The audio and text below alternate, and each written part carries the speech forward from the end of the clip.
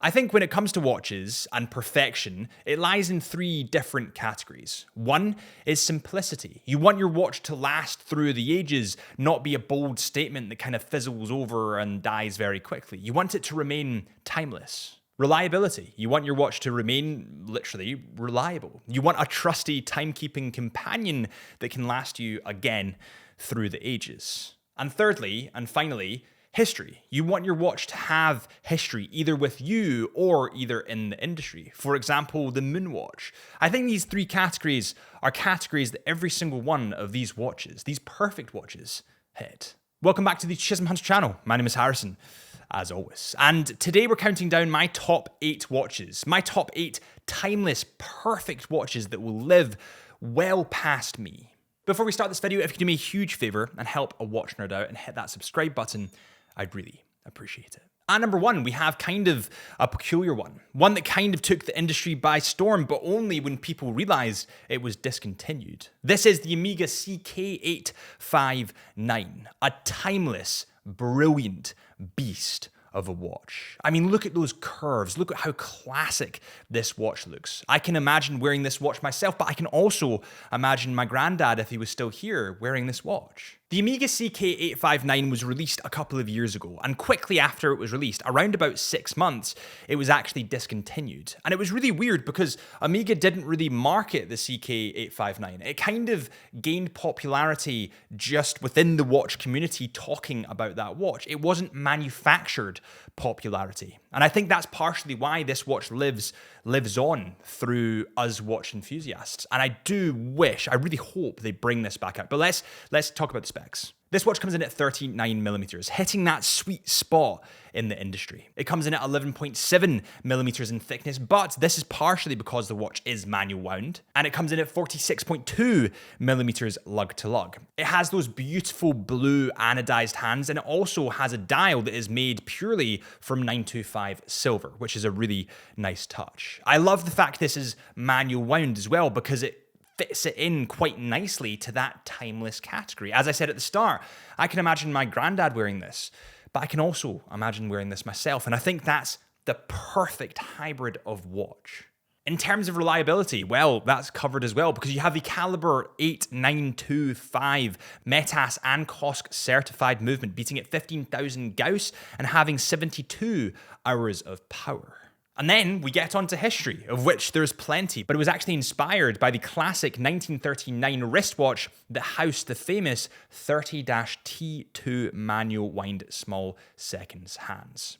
So you've covered off simplicity, you've covered off reliability, and you've also covered off history, making this watch perfect. Next up, we have the Tudor Black Bay Monochrome, a watch that everyone branded boring, but I branded brilliant. It was funny at Watches and Wonders, everyone was talking about the new GMT. They were all obsessed with the new GMT, and the monochrome more or less flew below the radar. I mean, there was people talking about it, but it flew at a lesser marketing hype than the GMT.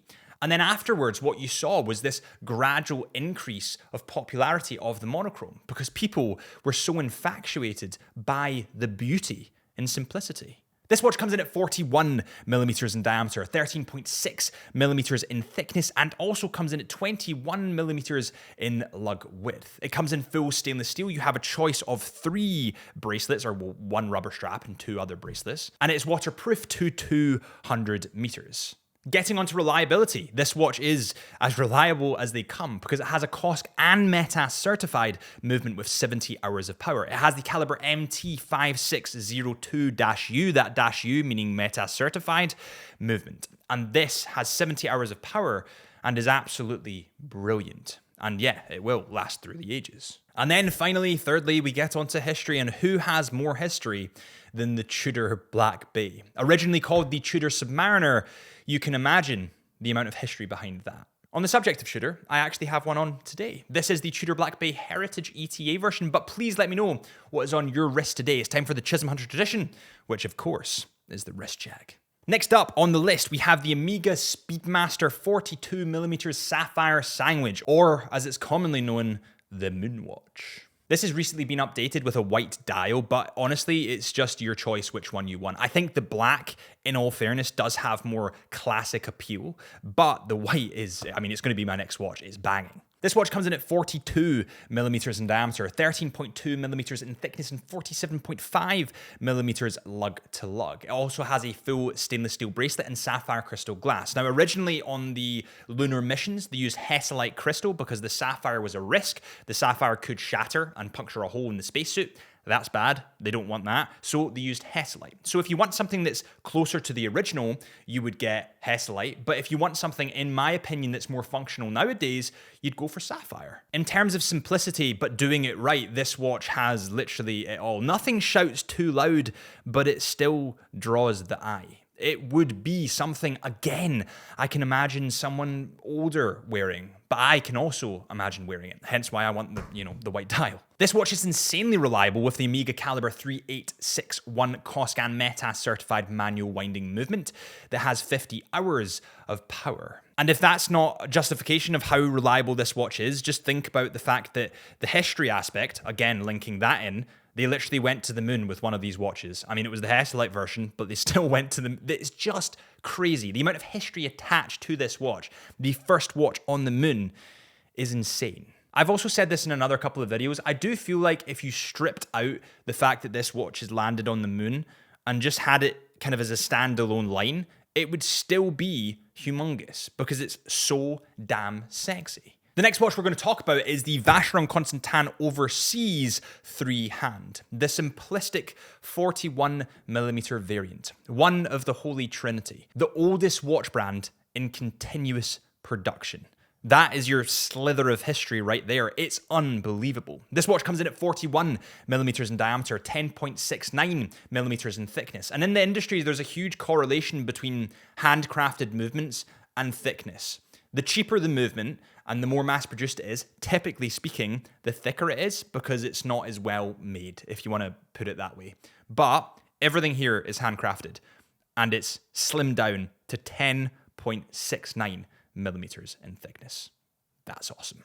There's a couple of dial variations of this watch that you can go for, but I think the classic, the one that stands out to me as being the most timeless, is the blue. The movement in this watch is super, it's honestly, it's a work of art. Especially when you have it on the wrist, when you can see the beating heart in the background through that open case back, it's amazing. And by the way, it has a 22 karat gold oscillating weight. That is the spinny thing in the back. Crazy. This movement is the reference 5100 and it's self-winding, meaning it's automatic. It comes in at 30.6 millimeters in diameter, 4.7 millimeters in thickness. It has 172 parts. Now just imagine that. All of those parts put together for that thick. It's mental. And it has a power reserve of 60 hours. So again, in this watch, you've hit off the simplicity bit. It is a very simplistic watch. It is a very timeless watch. You've hit off the reliability. The movement in this watch is handcrafted genius. And you've also hit off the history. I mean, there's more that I could go into, but it's going to be a very long video as it is, so I won't bore you. But it is the longest watch brand in continuous production, and it's part of the Holy Trinity. Next on the list, and you guys are going to kill me for this, you seriously are. The next watch on the list is the Rolex Daytona 116520. The white or black dial with the stainless steel bezel. I think stainless steel bezels give the watch a degree of pedigree comparison to ceramic. I think stainless steel bezels give the watch a longer lifespan. I think it makes it look more vintage, look more long-lasting. In 1955, Rolex produced a small number of watches that were designed to measure speed and distance. And in 1963, the Cosmograph Daytona was introduced. And this was aimed specifically to aid professional racing drivers. Now, Rolex as a brand, of course, has, they're the biggest watch brand in the world. They have a huge amount of history and a huge amount of pedigree because of the quality that they produce. And something that they get right every time. Every time I put on a Rolex, I think, damn it, they've done it again.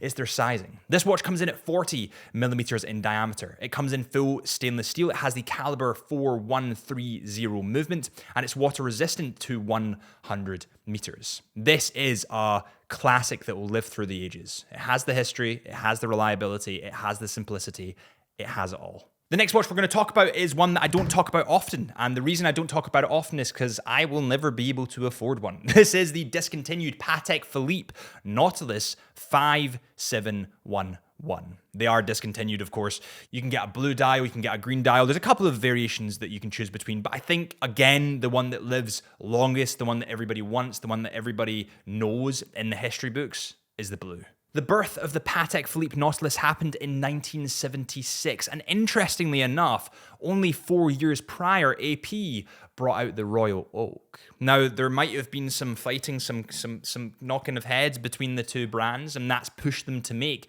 a brilliant Genta design. The Nautilus has a degree of pedigree to it. It has a degree of classiness, and that's pretty much because it's out of reach for most people. But you can't deny that it is a staple in the industry, and it is pretty much a perfect watch. I mean, it's very, very hard to flaw this watch. It comes in at 40 millimeters, again, hitting that unicorn size. But if you include the ears, if you want to call it that, to this watch, the kind of little bits at the right and left, it probably comes in at more or less 43 millimeters. But because it's so brilliantly thin, coming in at 8.3 millimeters in thinness or thickness, you kind of accept it for what it is. A beautiful watch. This watch is water resistant to 120 meters and has the automatic caliber 36-330SC. The movement is in full view through the open case back, and it has a 21 karat solid gold rotor. It also has the Côte de Genève decoration, and just look at that movement. So again, you're hitting simplicity, you're hitting reliability, and you're hitting history. The next watch we're going to talk about is the Glashütte Original CQ. Pretty much any CQ that you can get your hands on. And something that I love about Glashütte is the fact that 95% of their movements are produced in-house in their own factory. Now, there's lots of shades of grey in the watch industry. There's lots of pulling movement pieces from here and pulling movement pieces from there and pretending that it's fully in-house, when actual fact, it's been brought in from tons of different areas. This watch is 95% guaranteed produced in-house. Crazy. Specifically, if you look at the CQ line that comes in at 39.5 millimeters, it's simplicity at its best, and it's also quality at its best. These watches come in at 39.50 millimeters in diameter, 12.15 millimeters in height. They're waterproof to 200 meters, come in full stainless steel. And of course, House Glashütte Original's very own in-house movement, 95% in-house. Glashütte as a brand also has just a ton of history. In the town of Glashütte, it was deliberately established as the center of fine German watchmaking back in 1845. And honestly, this town, I've been to it, is crazy. During World War II and the separation of Germany, the industry continued under a single company, the GUB.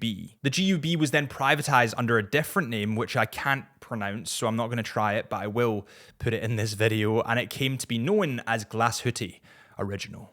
The Germans really do get it right when it comes to engineering. I mean, BMW, you've got all your car brands. They get something right, and they definitely get Glashütte right. The next watch that is more left field, but I'm gonna talk about it anyway because I think they're banging. That might be a clue. Is the Longines Hydra Conquest GMT. Now, the Longines Hydra Conquest has a long history with me. When I first joined in the industry at around about 16 or 17 years old, Longines were always at the forefront of my mind, but they never convert. There was something there that there was something missing. I don't know what it was, but I just wasn't converted. But then they brought out this, the Longines Hydra Conquest GMT, a reliable, simplistic, historic, fabulous model. This watch comes in at 41 millimeters in diameter, 12.9 millimeters in thickness, and 49.4 millimeters lug to lug. It has a black dial, but you can get different variations of this watch just depending what you want. And also you can get a bigger sizing if you want to go for the 43. But in the industry at the moment, I would presume that most people want to get smaller rather than bigger. This watch is also brilliantly reliable with the caliber L844 movement, a self-winding mechanical movement beating at 25,200 VPH, and it also has 72 hours of power. To top that all off, this watch comes in at £2,750, which makes it one of the most affordable watches that we've covered today, or the most affordable watch that we've covered today. There's just a huge amount of Longines watches pushing to the surface at the moment, and I feel like it's partially because people in the industry are understanding the correlation between cost and quality when it comes to Longines, and it's brilliant. Longines was actually founded in 1832 in Switzerland, and the company was originally called Régulles June and C. The logo on the Longines watches, the winged hourglass logo, was chosen by one of the founders and has remained unchanged since 1889. So there you have it, watches that are simple, watches that are reliable, and watches with history, all of which are perfect. If you enjoyed this video, please do me a favor and hit that subscribe button, or follow our Instagram at Chisholm Hunter Watches, or my Instagram at HB Lifelens, or our podcast. Thank you guys so much for watching, and I'll see you soon.